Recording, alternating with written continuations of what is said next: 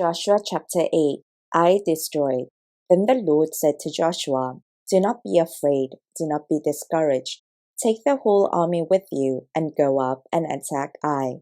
For I have delivered into your hands the king of Ai, his people, his city, and his land.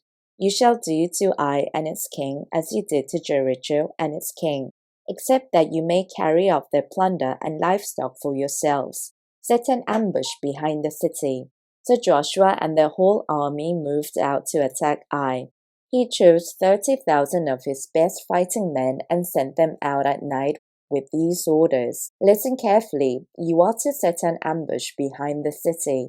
Don't go very far from it. All of you be on the alert.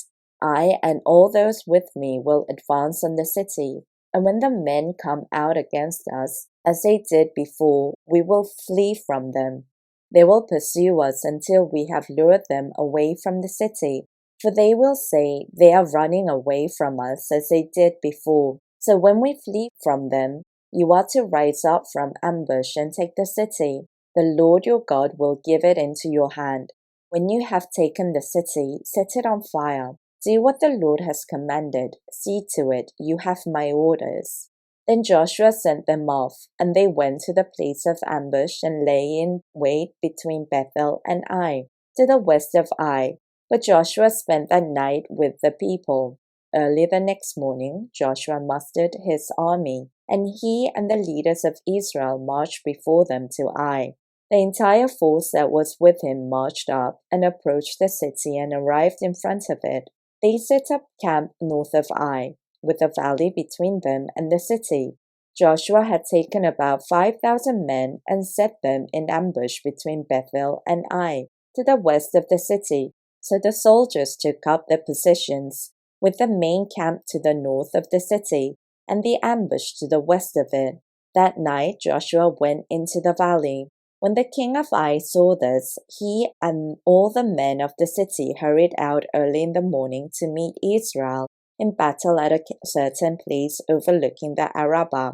But he did not know that an ambush had been set against him behind the city. Joshua and all Israel let themselves be driven back before them, and they fled towards the wilderness.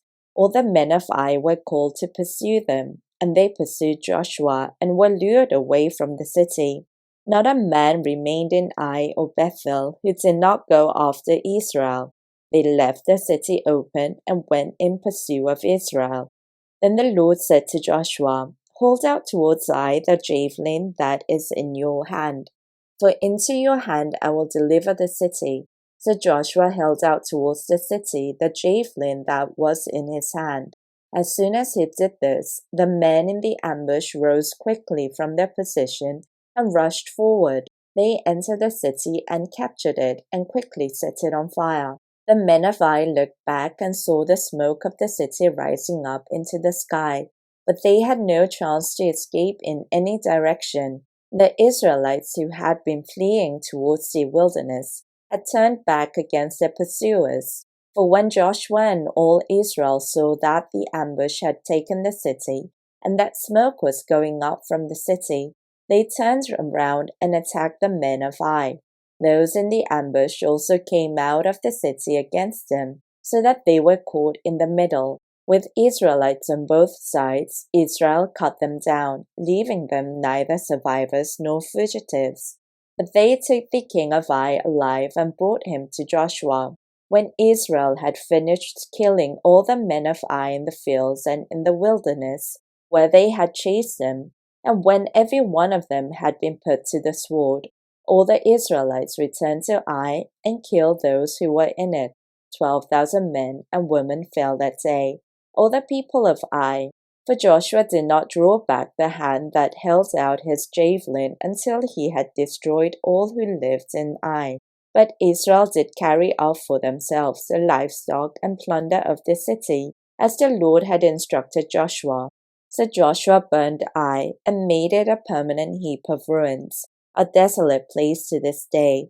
He impaled the body of the king of Ai on a pole and left it there until evening. At sunset, Joshua ordered them to take the body from the pole and throw it down at the entrance of the city gate. and they raised a large pile of rocks over it, which remains to this day. The covenant renewed at Mount Ebal. Then Joshua built on Mount Ebal an altar to the Lord, the God of Israel, as Moses the servant of the Lord had commanded the Israelites. He built it according to what is written in the book of the law of Moses, an altar of uncut stones, on which no iron tool had been used. On it they offered to the Lord burnt offerings and sacrificed fellowship offerings. There, in the presence of the Israelites, Joshua wrote on stones a copy of the law of Moses. All the Israelites, with their elders, officials, and judges, were standing on both sides of the Ark of the Covenant of the Lord, facing the Levitical priests who carried it. Both the foreigners living among them and the native-born were there. Half of the people stood in front of Mount Gerizim, and half of them in front of Mount Ebal, as Moses the servant of the Lord had formerly commanded when he gave instructions to bless the people of Israel. Afterwards Joshua read all the words of the law, the blessings and the curses, just as it is written in the book of the law. There was not a word of all that Moses had commanded that Joshua did not read to the whole assembly of Israel, including the women and children and the foreigners who lived among them.